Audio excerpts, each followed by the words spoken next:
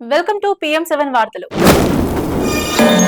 కేంద్ర మంత్రి బండి సంజయ్ పై మాజీ మంత్రి కేటీఆర్ సిటీ సివిల్ కోర్టులో 10 కోట్ల రూపాయల పరువు నష్టం దావా వేశారు.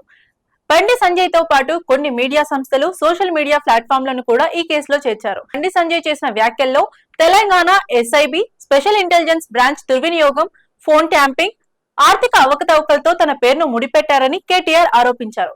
బండి సంజయ్ కేవలం రాజకీయ కక్షతోనే నీచమైన దుష్ప్రచారానికి పాల్పడ్డారని కేటీఆర్ పేర్కొన్నారు.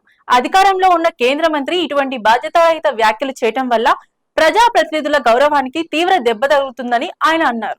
తన పరువు నష్టం కలిగించే సమాచారాన్ని వెంటనే తొలగించాలని, బహిరంగంగా క్షమాపణ చెప్పాలని డిమాండ్ చేసినప్పటికీ బండి సంజయ్ నిరాకరించాలని కేటీఆర్ వెల్లడించారు.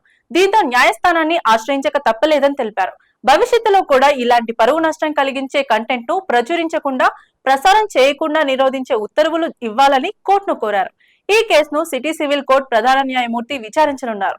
కేటీఆర్ పిటిషన్ పై విచారణ జరిపిన కోర్టు బండి సంజయ్ కు సమన్లు జారీ చేసింది. డిసెంబర్ 17న విచారణకు హాజరు కావాలని నోటీసుల్లో పేర్కొంది.